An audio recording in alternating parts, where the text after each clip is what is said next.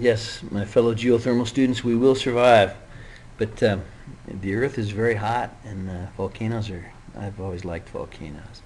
Just don't want to get too close to them, and don't want to be covered up by volcanic ash. I don't know if you were here for the Mount St. Helens deal.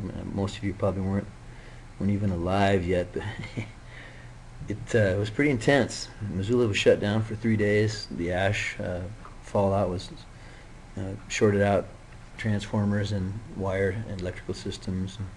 It ground up bearings in your vehicles. But we'll look at in the future here. We're going to look at in more detail at the volcanism. But let's find out now. We've looked at going to the core. Remember, we looked at, and hopefully you looked at your lectures here. But the core, and then down to the Earth's core. Those are, you can look at that in more detail if you'd like. But let's look at the cross sections of the Earth now. A lot of different renditions. If we get into the one we're really thinking about is that the Earth is divided into 6 layers. Here we go. 1, 2, 3, 4, 5, 6. So we've got the core, inner core, outer core, mantle. If we take a look at this in a little more detail.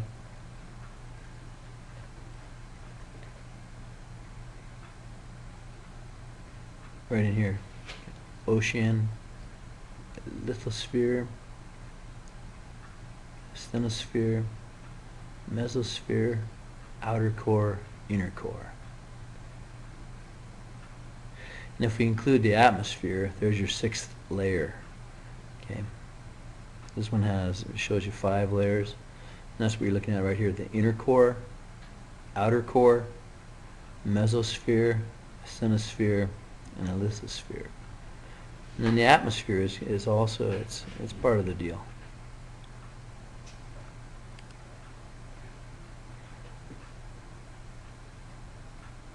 Crust and lithosphere, shallow mantle, and the transformational or transition regions. The basaltic magmas, inner core is molten, outer core is molten, inner core is solid. But then we're going to look too at some of the more current science that suggests that this area here that they're trying to show, the D layer,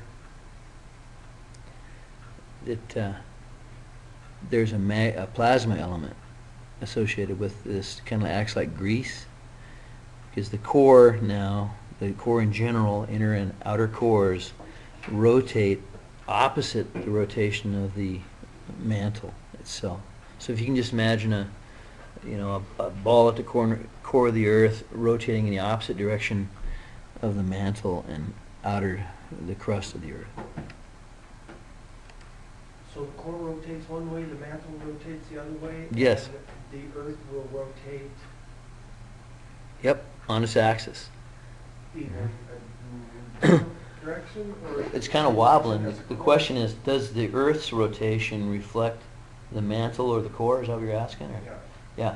Well, it kind of more resembles the core as far as in general, but the actual rotation of the Earth on its axis is wobbling.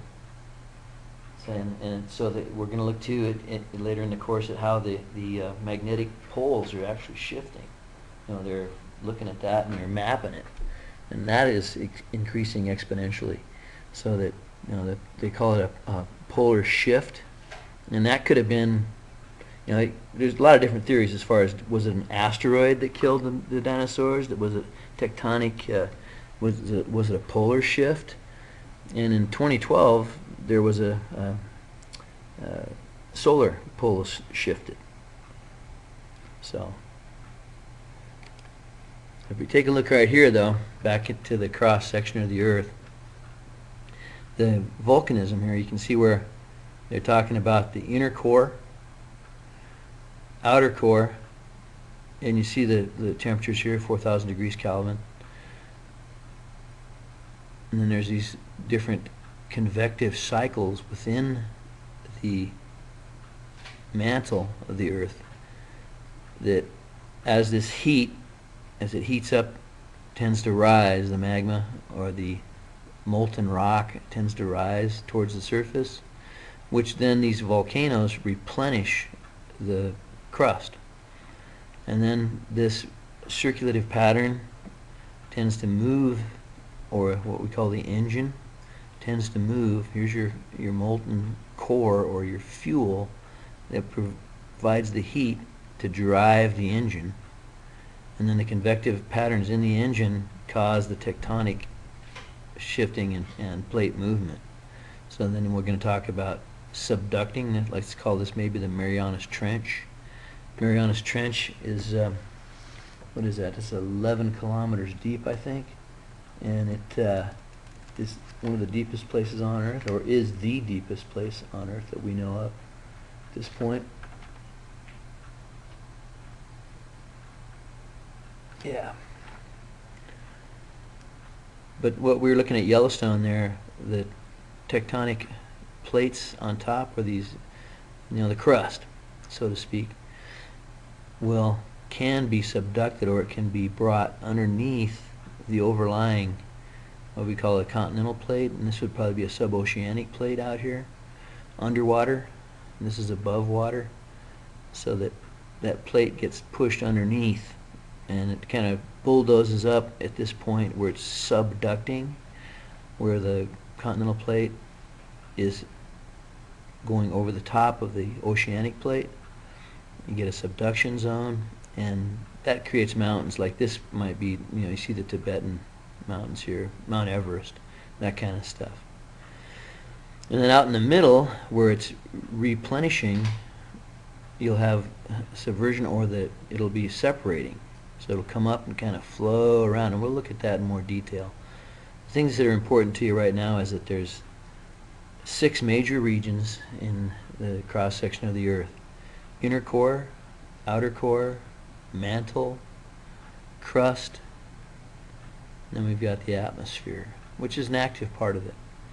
Now these plumes, this magma plume, or hot lava rock, it's not lava till it comes out of the surface. Underground it's magma. So the magma underneath the surface then comes up, and as these crustal portions, as these tectonic crustal portions move, that lava will poke different holes. And what we're thinking in Yellowstone right now, that there's a large plume of magma. This probably is representative of what's happening in Hawaii out here, and we'll look at that too. But what's important? The question? Yeah. That's the Pacific. Are we on the? Yeah, we're back on now. So, looking at the Earth's interior, another cross section here.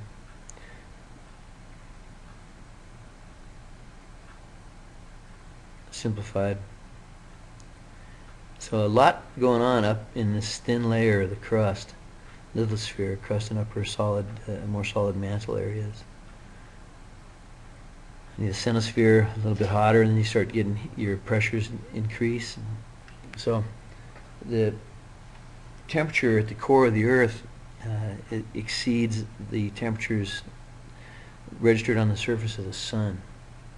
And a lot of that energy, or that heat, is created by isotopic degradation, or the dissociation of atomic particles. Energy is given off. Reaction. Yes. What was it, Gary? It's an unbalanced reaction. Yes, an unbalanced reaction. Nice. So, is it more coming out than it's going in? Or is it, Yeah, coming out. there's more going out than you actually put in the system, so it's an unbalanced reaction. That's why that's why they're so unstable. It's like I was thinking, we were discussing about how the plates that I thought the plates were. So here you can see where it gets very intricate as far as the exosphere, thermosphere, mesosphere, stratosphere, troposphere. That's all atmosphere. And that gives you your 6th layer. So you got the inner core, outer core, mantle, upper mantle, crust, atmosphere. So I like to think that there's 6 layers in the cross section of the Earth, because the atmosphere is an important part of what goes on. It creates pressure. It has a lot to do with, you know, how things work and as far as geothermal is concerned.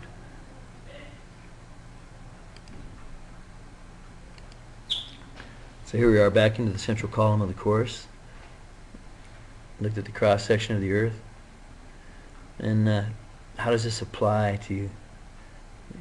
You might want to look at this in more detail on your own here.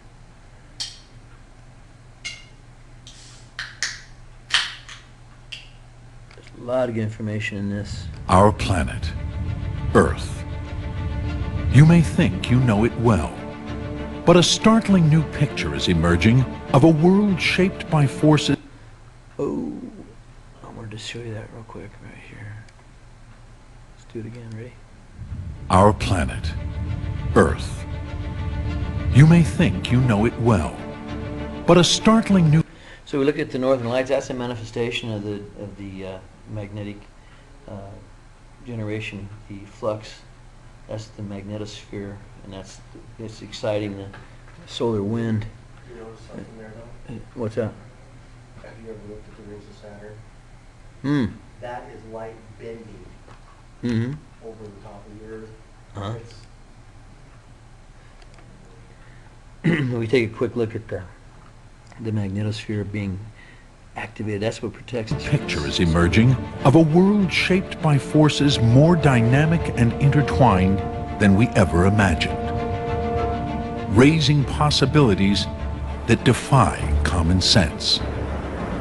How can sandstorms in the Sahara Desert transform the Amazon rainforest over 5,000 miles away?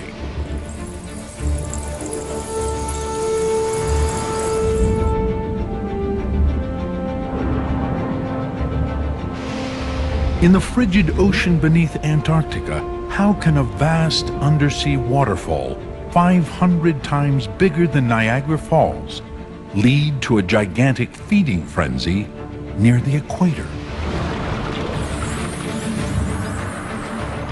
And how can warm water streaming past the coast of Africa trigger a weather catastrophe half a world away in the southern the open United vortex. States? So we're going to look at this in more detail as we get further into the course. But you look at these cycles, and they're all based in heat. Cold going, heat's out there making this whole thing. It drives this whole system. Geothermal heat. So we're going to look at this in more detail as we progress through the course, as far as the tectonic interfaces, the replenishment of the crust, subducting, different interactions between the crust and the plates, tectonic plates, but the magnetic storm associated with the geomagnetics. There's a region of our planet that no human being has ever visited. No one has ever seen this place. Yet what happens here affects every one of us, every day of our lives. It's 2,000 miles beneath our feet. The Earth's molten core. Here, a vast ocean of liquid iron generates an invisible force. The Earth. So you see here that we're talking about the Earth's molten core. So the Earth's core is comprised of it's metallic, liquid, and solid component. And it's got the highest temperatures and pressures, and nickel and ferrium, or iron. Earth's magnetic field. And then we looked at how, in a previous, down to the Earth's core, we looked at how the cycles here in the mantle itself, the convective cycles, or the formed these vorticular or vortices or tornadoes of molten ferrium, which then were like an electromagnetic generator and created the Earth's magnetosphere, which then you see here in a rendition of this, or a representation of magnetosphere. I'm not real nuts about these horizontal rings, you know, I don't, it's, but okay, the general idea. It's what makes our compasses point north, but it does a lot more. It helps to keep the Earth a living planet. Our neighbors, Venus and Mars, have only weak magnetic fields, which means they're unprotected from the deadly radiation sweeping through the solar system. The Earth, on the other hand, exists within a vast magnetic cocoon. A force field that for billions of years has sheltered us on our journey through space. But now, scientists have made a startling discovery. It seems there's a storm brewing deep within the Earth. A storm that is weakening our vital magnetic shield. It's the buzz when I'm full of your sweet magnetic pull. The Earth's magnetic field has been our protector for millennia, and now it appears it's about to go away. It's how The Earth's magnetic field is getting weaker rapidly. We cannot guarantee that the magnetic field of the Earth is still going to be there 1,000 years from today. Is our invisible shield about to disappear? The question is not if that's going to happen, it's when that's going to happen. but when the magnetism fades. Could the Earth really lose its magnetic field? And what will happen if it does? Up next on Nova, Magnetic Storm.